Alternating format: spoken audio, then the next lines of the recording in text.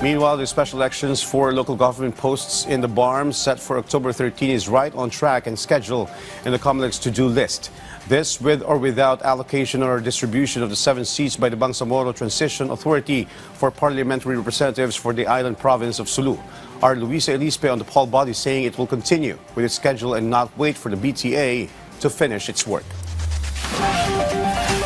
The Commission on Elections will continue with its preparations for the first parliamentary elections in the Bangsamoro Autonomous Region in Muslim Mindanao or BARM on October 13. This, even though there is no new allocation or distribution of the supposed 7 seats of Sulu for the parliamentary district representatives. If COMELEC waits for the Bangsamoro Transition Authority to amend the law for the distribution, this may be a cause of delay for the poll body. Pinaalam namin sa kanila nung una nga po hanggang ikalawang linggo lamang ng June, ngunit itinanda na namin kahit hanggang sa huling linggo ng June na mahihintay pa namin yung kanilang paglalatag at pag-distribute ng 7 seats ng parliament na nanggaling po doon sa lalawigan ng Sulu. Ngunit lumampas na nga po ito at sinabi na rin po namin na hindi na makapaghintay ang COMELEC.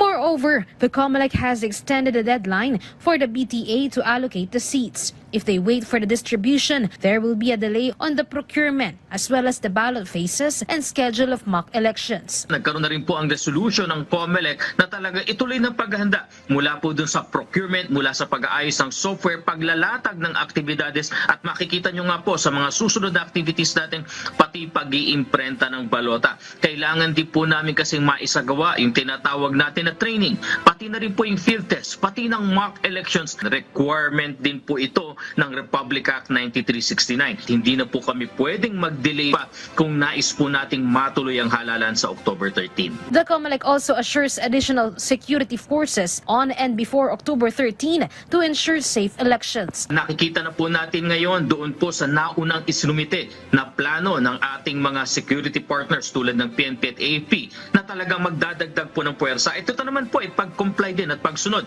sa Republic Act 12123. Bakit? Isa po sa pangunahing dahilan kung bakit ninais ng ating ng House of Representatives at ng Senado na ilipat ang halalan mula po tayo sa security. Siguraduhin na ang kauna-unahang hinapo dito yung ating mga kababayan. Sila po ay makaboto, makalabas ng kanilang bahay ng mapayapa. In case the COMELEC decides to proceed with the elections without the 7 seats, the poll body is ready to defend its position before the Supreme Court.